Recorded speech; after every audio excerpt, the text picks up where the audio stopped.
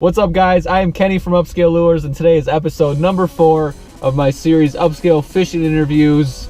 I had plans of doing the video on ice. I was gonna go out ice fishing, but I took one step out there and my boots went right through the ice. Oh! I thought for sure it was gonna be thicker than that. We had a few days of warmer weather, but I didn't think it was that warm. Plus, it got super windy. So this is the next best idea. I backed up to Lake Michigan. The waves are freaking rocking out there. It's pretty cool. I'll get some cool shots of that. Yeah, you guys can see my auger and all my tip-ups back there. I was ready to rock. I was ready to go here, but just not going to happen today. That's all right. I think this is going to work just as well.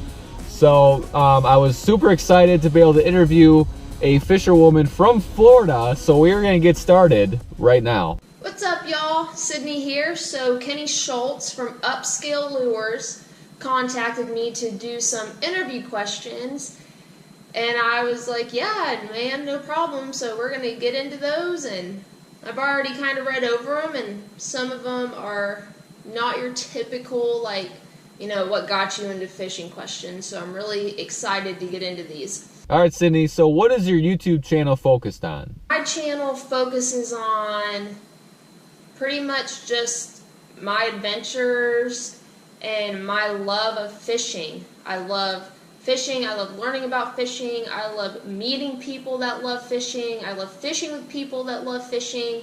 And that's pretty much what it's about. I teach when I can. I can't say I'm the dictionary of fishing, but I do what I can, and I do what I love, and it makes me happy.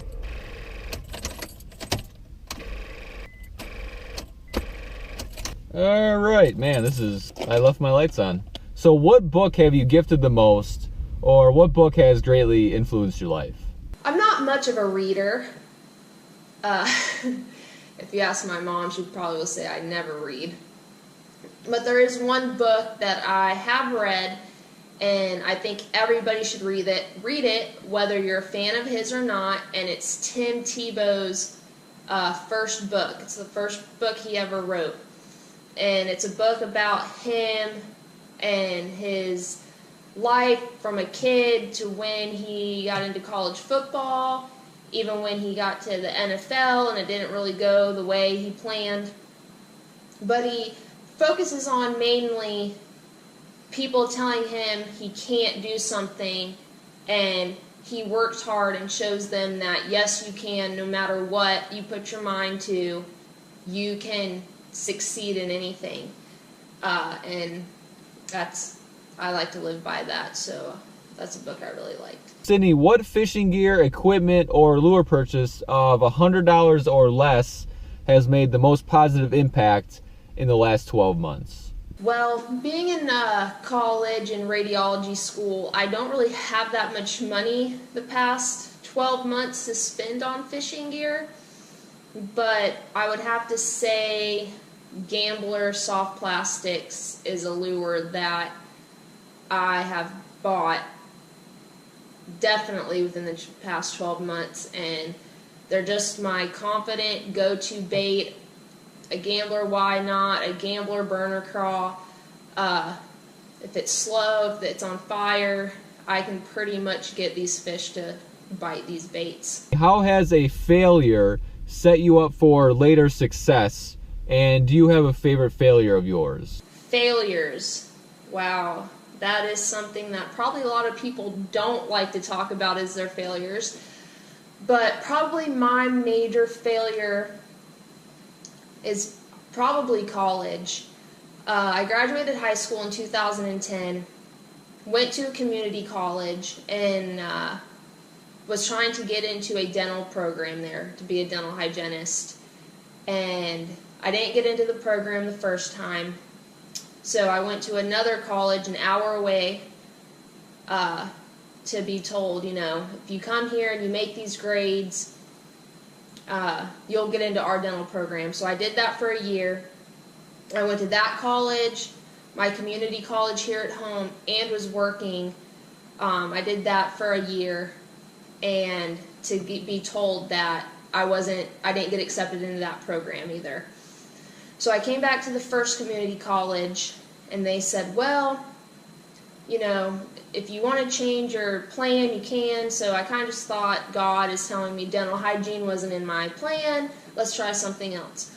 So I got my focus on radiology, x-rays. Talked to the advisors, and they said, all right, well, there's a couple more classes you have to take, and if you make A's in them, you will definitely get in the radiology program here. So that took pretty much a year to take those classes. Turned in my acceptance letter, and to be told, congratulations, you've been accepted. And from that point to when I started college after I graduated high school was 6 years. So I'm thinking, okay, this is it. This is finally for me. And then I was told 2 days later that there was a mistake in the system and I was not accepted. Went to the school, talked to them, and they said, yeah, pretty much you're not in. There's nothing we can do. I didn't get an apology, nothing. So with that school, I was just done. It finally hit me that they were just wanting to suck my money out of my pockets, and they were telling me everything they could to keep me there to stay. And I finally just said, I'm done. I was 2 classes away from getting an AA. So I sucked it up, took those 2 classes, and graduated and got my AA, which took 6 years, but again, I got the AA.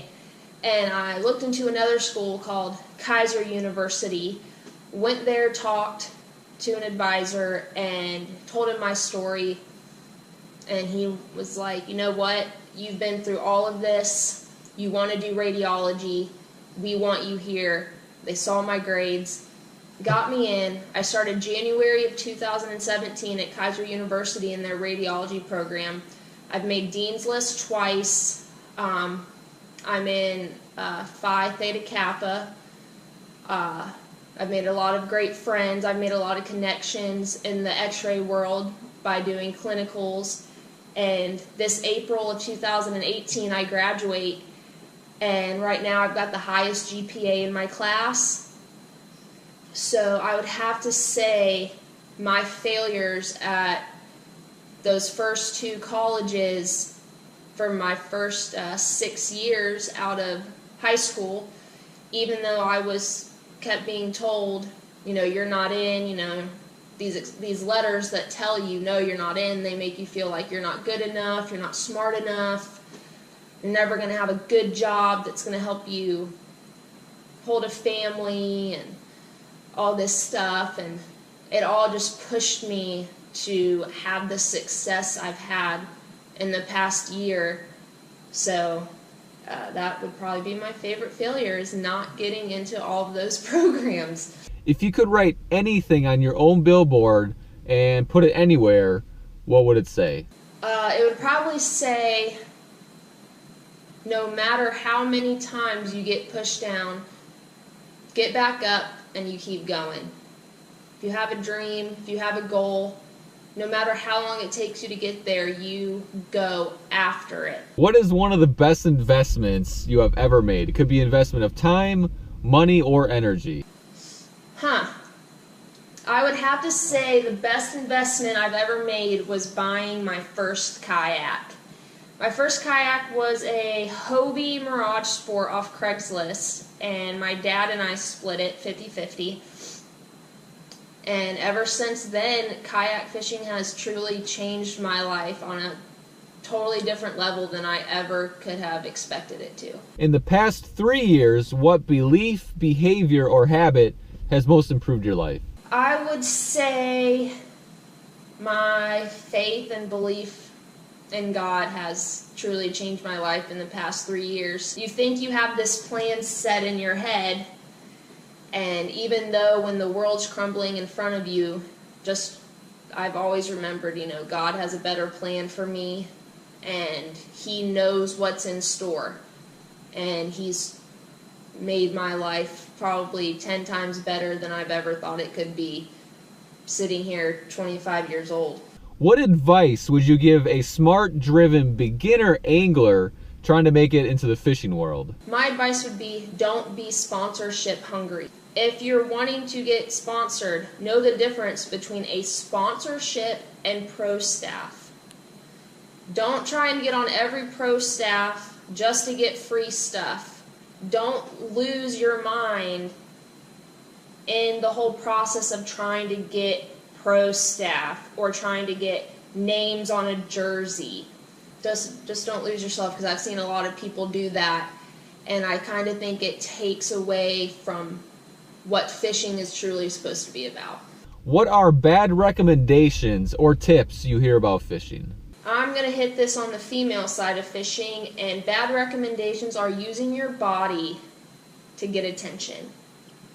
If you're female and you love fishing, truly love fishing, you know fishing, the companies will come to you. When you talk to them face to face and you love the brand, you love the product, that will show. You don't need to wear skimpy bathing suits, show your boobs, show your butts. I just see a lot of girls do that, and all the girls that are on the cover of all these magazines and stuff, majority of them don't even know how to fish.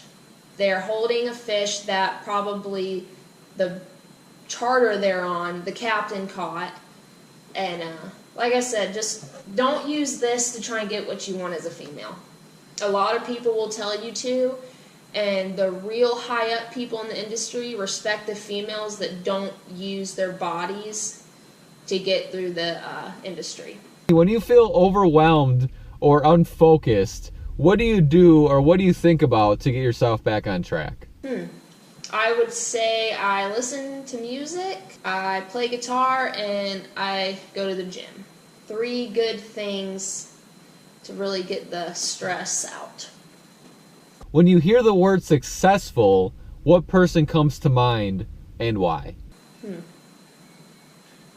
A lot of people come to mind.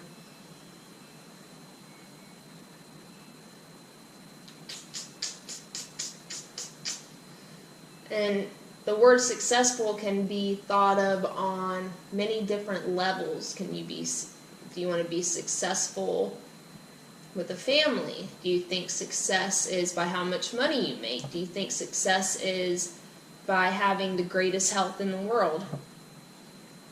I would say, when you hear the word successful, what person comes to mind? I would say my grandpa is who comes to mind when I hear the word successful.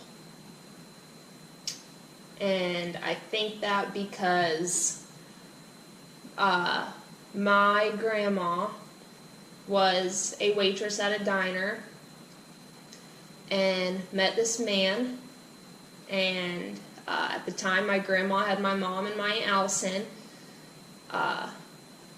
and she was a single mom raising 2 daughters on a waitressing income, and that was back in the late, early 70s. And this man saw my grandma and thought she was the most beautiful thing in the world. They started dating, whatever, got married, and he adopted my mom and my aunt legally, and my grandpa had his own business doing steel work and did very, very well off of that business. Raised my mom to be, probably the most hardest working women I know. And it's hard to express somebody who's successful and why you think they are if you don't really know them. But yeah, it's my grandpa. He was able to do a lot of things from making that business. He went hunting all over the world, able to do what he loved every day, just like I like to do what I love every day with fishing.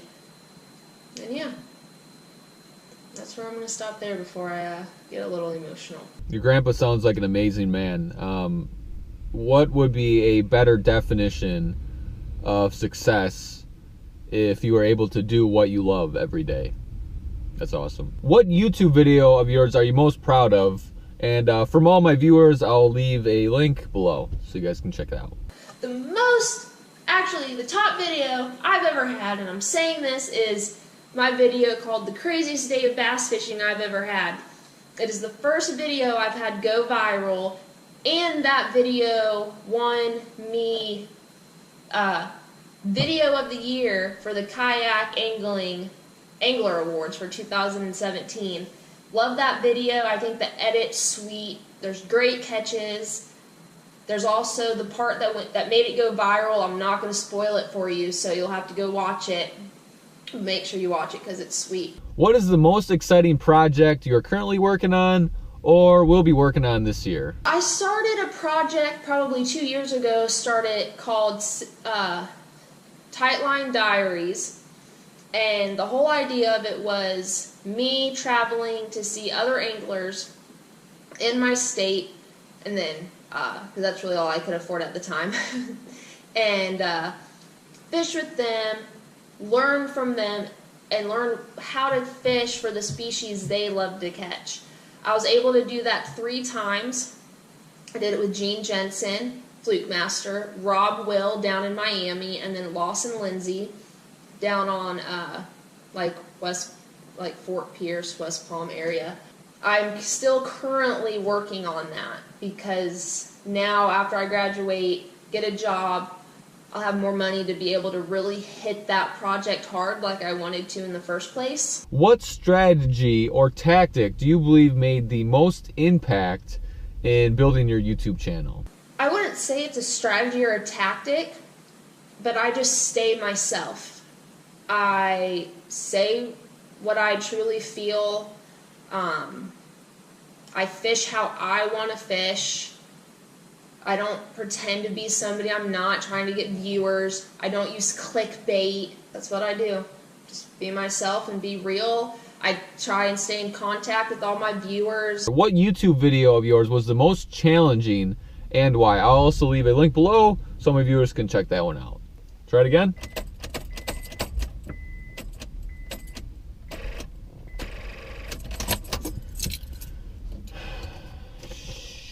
The most challenging video is probably either duck hunting videos or my first Tightline Diaries episode when I went to South Carolina and fished with Gene Jensen for 2 days. And that video is challenging because there was so much amazing content. It was so hard to figure out what I wanted to put in and what I had to leave out. The duck hunting videos are challenging because I'm limited to what I can do with my GoPro. A lot of the first shots we take at safe daylight, it's crummy because it's great with the human eye, it looks awesome. But with the GoPro, it's dark, you can't see, I can't zoom in. I gotta leave the GoPro either on my head or on my kayak because where we're at, if that GoPro falls in the water, it's gone because it's just going to be eaten up by hydrilla. Do you have any last message, action, or challenge for my viewers? I'd say I challenge you to just go out and have some fun and catch some fish. That's what it's all about, right? All right, Sydney, thank you so much for taking the time. I really appreciate it. If you could please tell us the best place to find you online, and I'll leave all the links below. You can find me on Instagram at SidSewell7792. You can subscribe to my YouTube channel just go to YouTube and type in Sydney Sewell. And then on Facebook, you can find me at Sydney Sewell Fishing. Kenny, thank you so much for contacting me to do these questions. You kind of hit me in the feels on one of them, but that's okay. Sorry for dragging on a little bit with some of them, but I really wanted to get the point out there with what the question was trying to ask in my head. So, yeah. See y'all later.